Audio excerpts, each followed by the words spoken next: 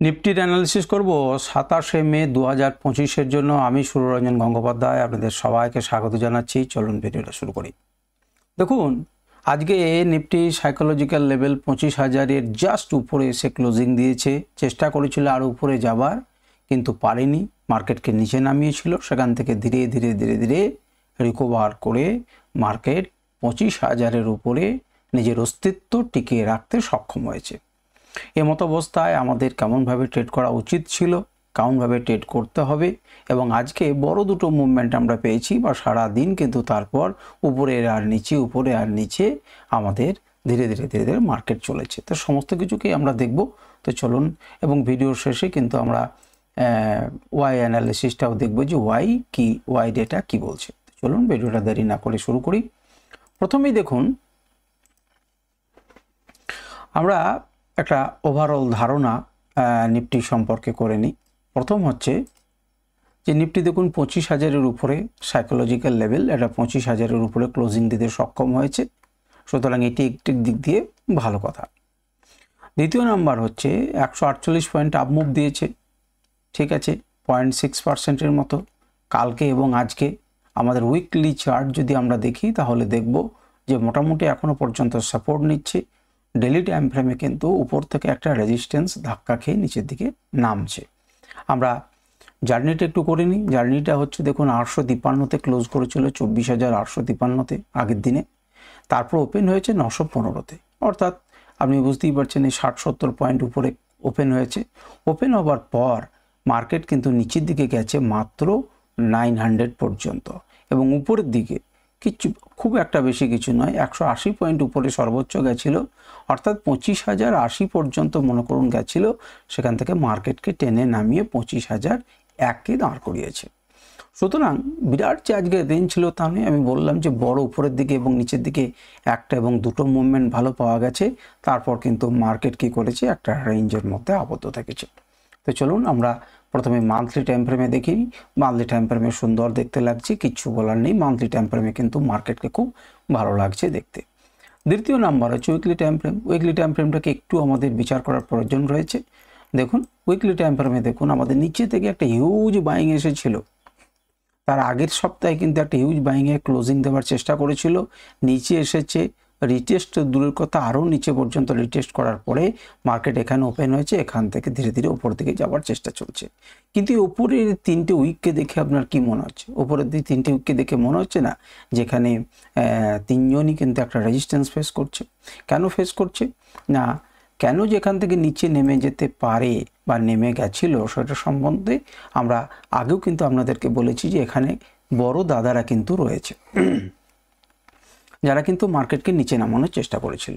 কিন্তু মার্কেট ধীরে ধীরে রিকভার করেছে এবং এর উপরে এখন উপর থেকে তবুও কিন্তু একটা রেজিস্ট্যান্স ফেস করছে উইকলি টাইম ফ্রেমে। আমাদের যদি এই রকম এই রেজিস্ট্যান্সটা আমরা যদি ব্রেক করতে পারি তাহলে আমাদের পক্ষে ভালো হবে উপরের দিকে।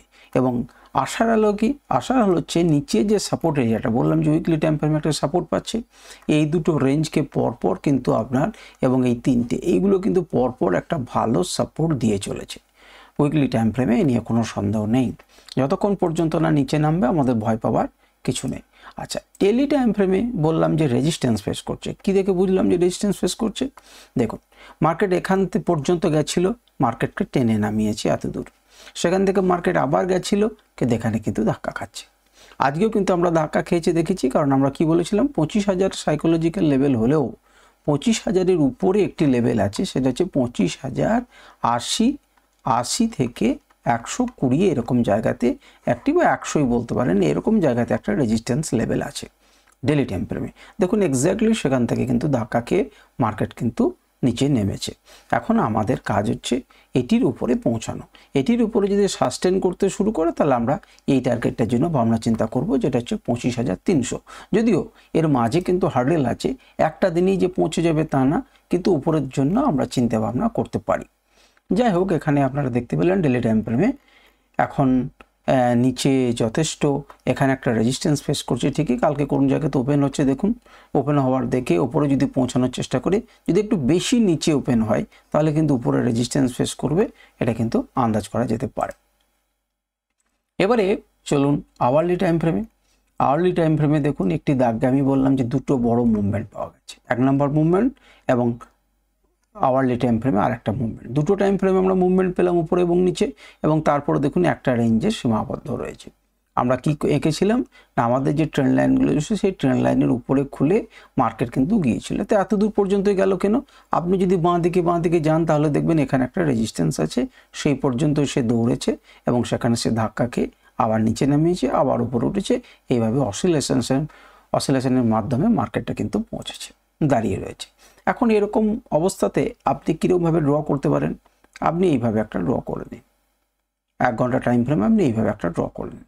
মার্কেট কোথায় খুলছে দেখুন, এবং এই লেভেলগুলো যেন থাকে। যদি মার্কেট এখানে খুলে জানবেন যে এখানে সাপোর্ট নিয়ে উপর দিকে যেতে পারে, যেটাকে ব্রেক করে উপর দিকে যায়, এটিকে যদি ব্রেক করে উপরের দিকে যায় তখন আপনি উপরের দিকে ভাবনা চিন্তা করবেন একটা করে।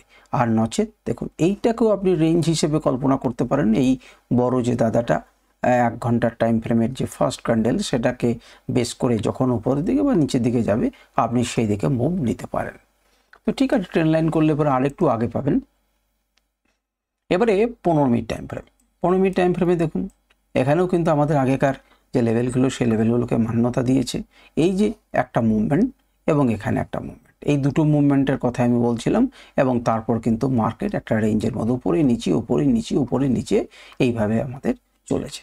এই ছবিটাকে বন্ধ করে দিয়ে আমরা যদি মার্কেটের লেভেলটাকে দেখার চেষ্টা করি যে আজকের দিনে মার্কেট লেভেলটা কী ছিল, তো মার্কেটের লেভেলগুলো দেখুন এইভাবে ছিল। ইমিডিয়েট আমাদের যে গ্রিন লাইন রয়েছে, গ্রিন লাইনের উপরে মার্কেট ছিল, পজিটিভের দিকে আমরা ভাবনা চিন্তা করতে পারি।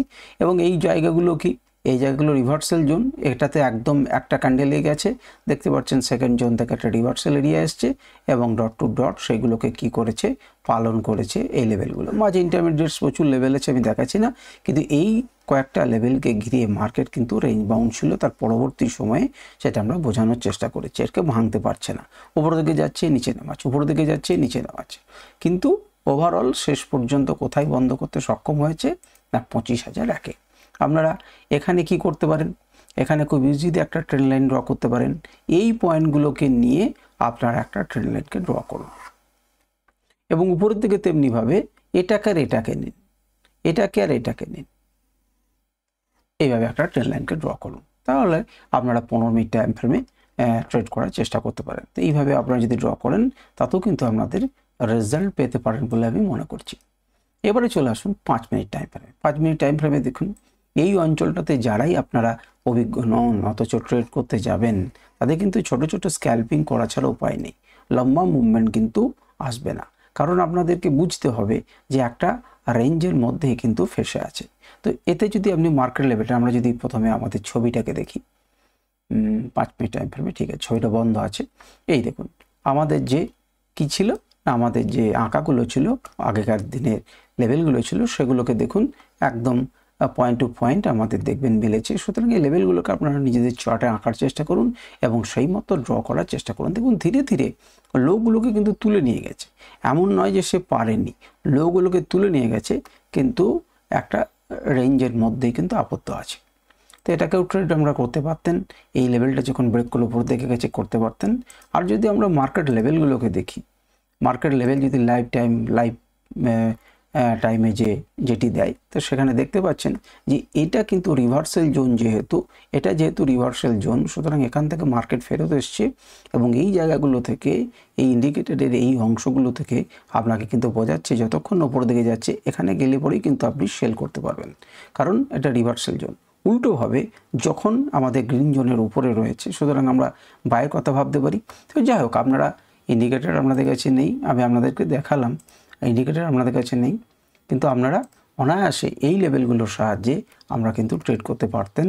দেখুন এই লেভেলগুলো আপনাদেরকে দেওয়াই আছে, তার সাপেক্ষে এবং নিজেদের অ্যানালিসিসকে কাজে লাগিয়ে করবেন।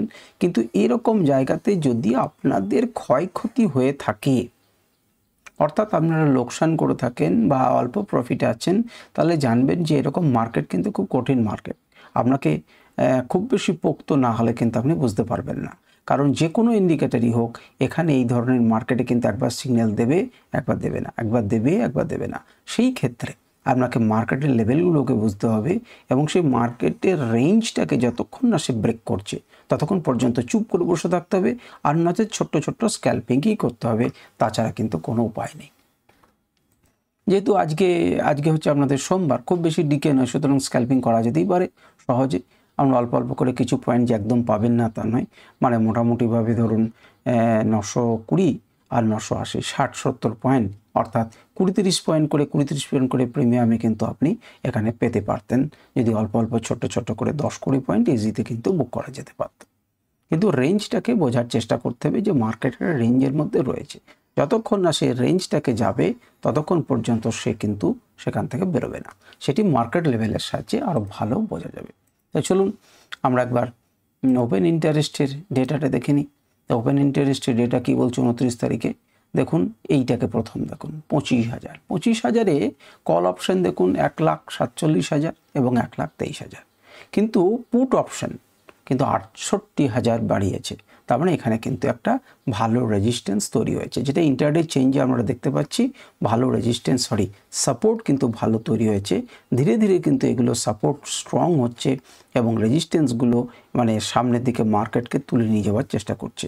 দেখুন এখান থেকে ভয় পেয়ে পালিয়েছে কারা, এখান থেকে ভয় পেয়ে যারা কল রাইটার তারা পালিয়েছেন, অর্থাৎ মার্কেট কিন্তু ধীরে ধীরে বুলিশ হচ্ছে আজকে দিনে অন্তত পক্ষে, সেটাই বোঝা যাচ্ছে।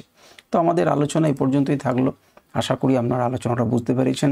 আপনাদের কোনো প্রশ্ন থাকলে অবশ্যই করবেন, আমি চেষ্টা করব সেটা উত্তর দেওয়ার। নমস্কার, ধন্যবাদ।